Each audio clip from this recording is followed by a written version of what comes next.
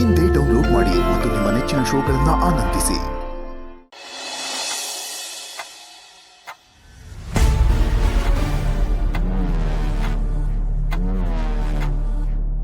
ನಾವು ಏನೇ ಮಾಡಿದ್ರು ಅದನ್ನು ಆದಷ್ಟು ಬೇಗ ಮಾಡಬೇಕು.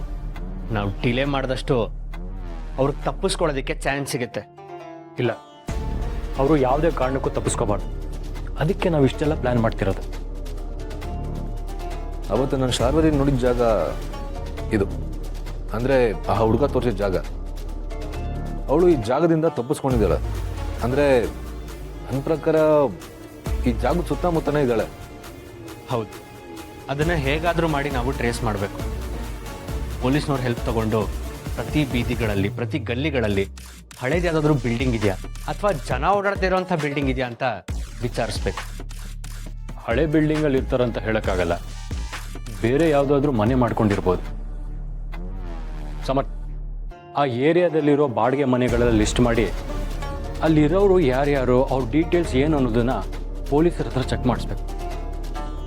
ಇದಕ್ಕೆಲ್ಲ ತುಂಬ ಟೈಮ್ ಆಗಲ್ವ? ನೋಡೋಣ, ನಮ್ಮ ಪ್ರಯತ್ನ ನಾವು ಮಾಡ್ತಿರೋಣ. ಬರೀ ಇಷ್ಟ ಆದರೆ ಸಾಲದು. ನಮ್ಮ ಕಡೆ ಒಂದಷ್ಟು ಜನ ಶಾರ್ವರಿಗೆ ಗೊತ್ತಾಗ್ದಿರೋ ಹಾಗೆ ಇಡೀ ಏರಿಯಾದಲ್ಲಿ ಮುಖ ಮುಡಿಸ್ಕೊಂಡು ಸುತ್ತಾಡ್ತಿರ್ಬೇಕು. ಇನ್ನು ಅಮ್ಮ ಮಾಡಿರೋ ಪ್ಲ್ಯಾನ್ ಹಾಗೆ ನಿಧಿ ಮೂಲಕ ಶಾರ್ವರಿ ಎಲ್ಲಿದ್ದಾಳೆ ಅಂತ ಕಂಡುಹಿಡಿಯೋ ಪ್ರಯತ್ನ ನಡೀತಿರ್ಲಿ. ಹೌದು, ಅಮ್ಮ ನಿಧಿ ಕಡೆಯಿಂದ ಮಾಡ್ತಿರೋ ಪ್ರಯತ್ನ ಮಾಡಲಿ, ನಾವು ನಮ್ಮ ಪ್ರಯತ್ನ ಮಾಡೋಣ. ಇನ್ನವಳಿಗೆ ಉಳ್ಗಾಲ ಇಲ್ಲ. ಎಲ್ಲ ಕಡೆಯಿಂದನೂ ಬಲೆ ಬೀಸಿದ್ದಾಗಿದೆ. ಇನ್ನೇನಿದ್ರವಳು ಸಿಕ್ಕಾಕೋಬೇಕಷ್ಟೆ.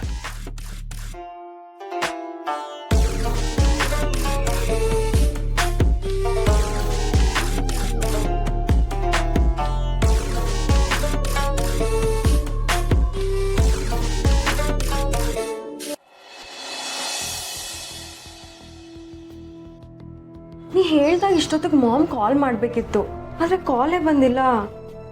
ಛೇ, ನನ್ನಿಂದ ದೊಡ್ಡ ತಪ್ಪಾಗೋಯ್ತು. ನಾನು ಹಾಗೆ ಆತ್ರಪಟ್ಟು ಬರ್ದೇ ಇದ್ದಿದ್ರೆ ಅವ್ರು ಇಷ್ಟೊತ್ತಿಗೆ ಸಿಕ್ಬಿಡ್ತಿದ್ರು.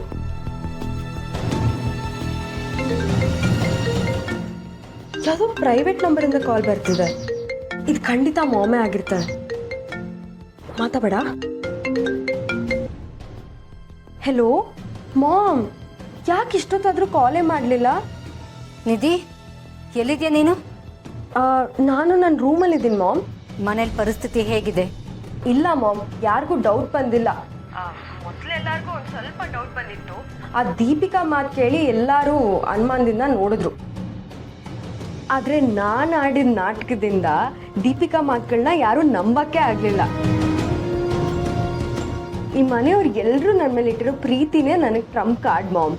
ನಾನಂತೂ ಅತ್ತು ಕರೆದು ಎಲ್ಲರೂ ನಂಬಿಸ್ದೆ. ಅದಾದ್ಮೇಲೆ ಎಲ್ಲರೂ ಸೇರಿ ದೀಪಿಕಾಗೆ ಬೈದರು. ಹಾಗಂತ ಆ ದೀಪಿಕಾನ ನಾವು ತಾತ್ಸಾರ ಮಾಡೋಕ್ಕಾಗಲ್ಲ ಬೇಬಿ. ಅವಳಿಗೆ ಸ್ವಲ್ಪ ಚುರುಕು ಬುದ್ಧಿ. ನಾನು ಆ ಮನೇಲಿದ್ದಾಗಲೂ ನನ್ನ ದಾರಿಗೆ ಎಷ್ಟೋ ಸಲ ಅಡ್ಡ ಬಂದಿದ್ದಾಳೆ. ಮೊದಲು ಅವಳಿಗೊಂದು ಗತಿ ಕಾಣಿಸ್ಬೇಕು.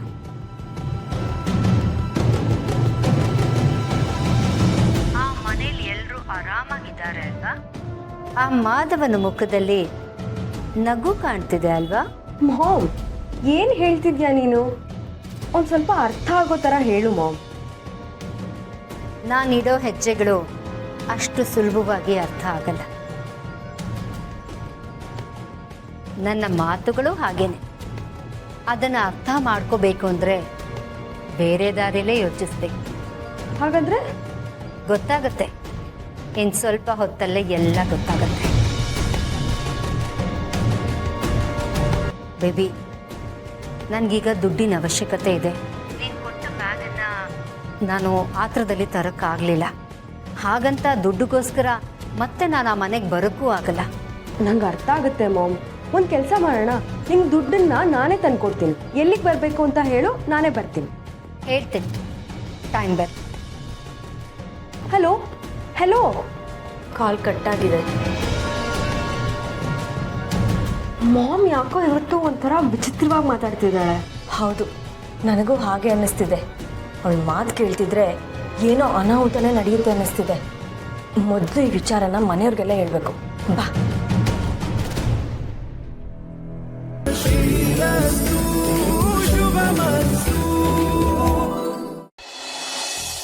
ನನಗೆಲ್ಲ ವಿಷಯನೂ ಗೊತ್ತಾಯ್ತು. ತಪ್ಪು ಮಾಡಿದವ್ರಿಗೆ ಶಿಕ್ಷೆ ಆಗಲೇಬೇಕು.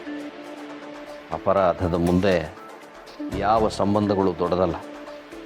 ನ್ಯಾಯ ಧರ್ಮ ಉಳಿಬೇಕು ಅಂತಂದರೆ ಸಂಬಂಧಗಳನ್ನು ಮುರಿಬೇಕು. ಹಾಗಂತ ಸಾಕ್ಷಾತ್ ಭಗವಂತನೇ ಹೇಳಿದ. ಈ ರೀತಿ ಧರ್ಮನ ಉಳಿಸ್ಕೊಳ್ಳೋ ಯುದ್ಧದಲ್ಲಿ ಸಂಬಂಧಿಗಳು ದಾಯಾದಿಗಳು ಯುದ್ಧ ಮಾಡಿದ್ರು. ನೀನು ಅದಕ್ಕೆ ಮಾತು ಕೇಳು, ಸತ್ಯ ಗೆಲ್ಲಬೇಕು. ಆ ಕೆಲಸ ನಿನ್ನಿಂದನೇ ಆದರೆ ತುಂಬ ಶ್ರೇಷ್ಠ ಮಗ. ಮಾವ, ಆ ಶಾರ್ವರಿ ಮಾತಾಡ್ತಿರೋದನ್ನ ಕೇಳಿಸ್ಕೊತಿದ್ರೆ ಮುಂದೆ ಏನೋ ದೊಡ್ಡ ಅನಾಹುತ ಮಾಡೋಕ್ಕೆ ಹೊರಟಿದ್ದಾರೆ ಅನ್ನಿಸ್ತಿದೆ. ಏನು ಹೇಳ್ತಿದ್ದ ದೀಪಿಕಾ ನೀನು? ಹೌದು, ನಾನು ಈ ಮನೆಗೆ ಬಂದಾಗಿಂದ ಅವ್ರನ್ನ ನೋಡ್ತಾನೇ ಇದ್ದೀನಿ. ಅವ್ರ ಮಾತಿನ ದಾಟಿ ಬದಲಾದಾಗೆಲ್ಲ ಒಂದಲ್ಲ ಒಂದು ಅನಾಹುತ ನಡೀತಾನೆ ಇತ್ತು. ಈಗಲೂ ಅಷ್ಟೆ, ಮುಂದೆ ಏನೋ ಕಾದಿದೆ ಅನ್ನೋ ಥರನೇ ಮಾತಾಡ್ತಿದ್ದಾಳೆ. ನಾವೆಲ್ಲರೂ ಆದಷ್ಟು ಎಚ್ಚರಿಕೆಯಿಂದ ಇರಬೇಕು.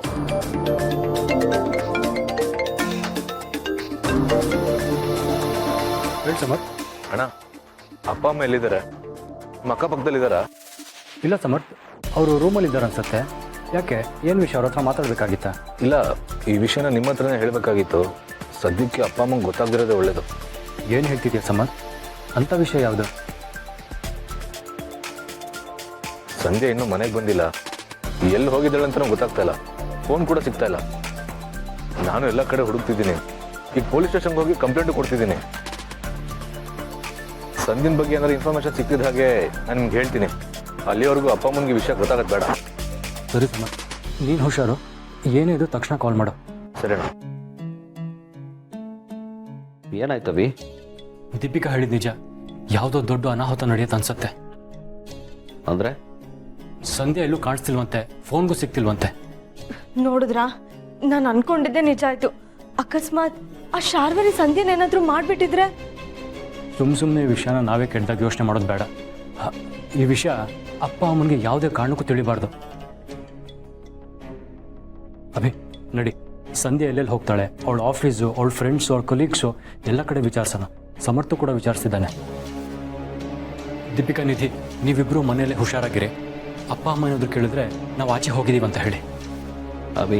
ಅಭಿ, ನಾನು ನಿಮ್ಮ ಜೊತೆ ಬರ್ತೇನೆ. ಎಲ್ಲ ಸೇರಿ ಉಟ್ಕೊಂಡು ಬನ್ನಿ.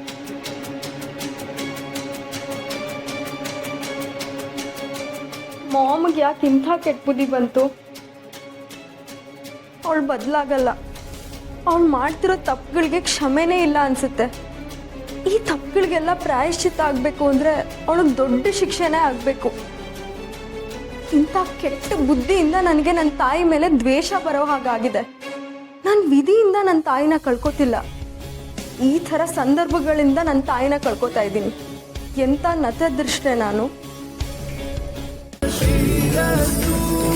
ಶುಭಮಸ್ತು